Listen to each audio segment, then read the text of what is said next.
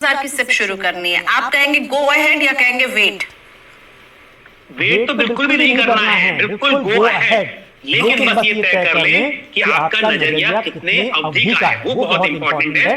वो इसलिए नहीं कि निवेश करना है कि नहीं करना है, निवेश तो करना ही है, पर स्कीम का चुनाव कैसे करना है सिर्फ इसके लिए समझना जरूरी है कि आपके निवेश की अवधि कैसी है। क्योंकि मार्केट में जो इस वक्त स्थिति है, किसी को नहीं पता कि कितने समय चल सकते। हो सकता है कि आज रात को ही कुछ ऐसा डिसीजन आए कि कल से मार्केट बिल्कुल तेजी से ऊपर जाना शुरू हो जाए, या फिर इसके विपरीत भी हो सकता है। तो इसके लिए यदि आपका जो समय है, जो अवधि है, वो लंबी है तो ठीक है, नीचे आएगा ऊपर आएगा, कोई चिंता की बात नहीं है।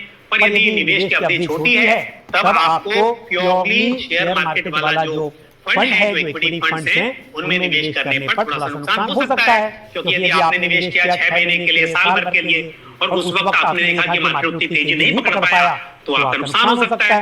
बट अगर आप लॉन्ग टर्म की बात कर रहे हैं, इक्विटी फंड्स होते ही लॉन्ग टर्म के लिए है, तो फिर चिंता नहीं करनी है। और एक बात प्रियंका जी और बता दूं, अगर आपने इंतजार कर भी लिया तो क्या कर लेंगे आप? आपने आज इंतजार कर लिया कि ठीक है, थोड़ा सा मार्केट समझ जाएगा या और नीचे आएगा, तब आप शुरुआत करेंगे।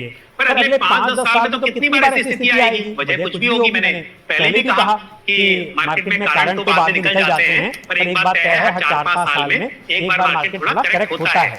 मैं इसको गिरना नहीं बोल रहा, करेक्ट कह रहा हूं, इसका मतलब मार्केट पहले थोड़ा सा अंधाधुंध भागता है, बहुत तेजी होती है, बहुत लोग एक्सपेक्टेशन ज्यादा पैसा बनाते हैं, फिर वो थोड़ा करेक्ट हो जाता है।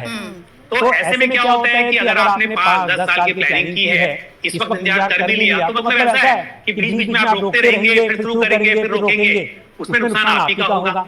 तो यदि लमसम करना है तो फिर भी सोचना पड़ेगा कि भाई मैं एक साथ करूं, इंस्टॉलमेंट में करूं, कैसे करूं। पर यदि एसआईपी की बात हो रही है तो बिल्कुल नहीं सोचना है।